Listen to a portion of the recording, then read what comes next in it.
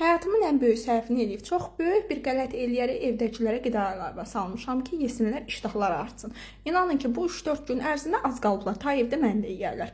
Gündə nə qədər yemək bişirmək olar, nə qədər qab yumaq olar, yorulmuşam. Sonra da deyirsiniz ki, siz mətbəxdən başqa yer tanımırsınız, ancaq burada vlog çəkirsiniz. Nağarım ay qızlar, ancaq yemək istəyirlər.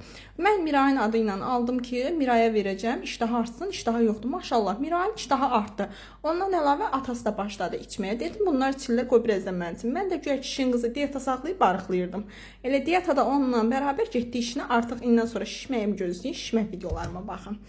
Nəysə qızlar, belə qida əlavəsini story bölməsində, post bölməsində hər yerdə sizə paylaşacağım. Kimin uşağının iştahı yoxdursa, özünün iştahı yoxdursa, vitaminsizlikdən əziyyət çəkirsə, bu qida əlavəsini ala bilər. Boğazında zob olanlar da qəbul edə bilərlər, pis xəstəliyi olanlar da qəbul edə bilərlər. Heç bir allergik təsiri yoxdur. Sadəcə mədəsində problem olan insanlar yəni qəbul edə bilməzlər, ala bilməzlər bunu.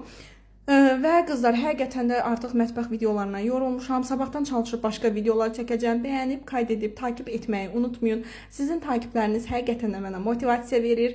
Çox sevinirəm ki, sizin kimi qızlarla tanış oluram və məni sevərək izləyib gözəl yorumlar yazırsınız. Daha sonra bir şey də vurğulamaq istəyirəm ki, kimlər TikTok hesabını artırmaq istəyirsə, əlaqə nömrəmi qoyacağam, mütləq yazsın.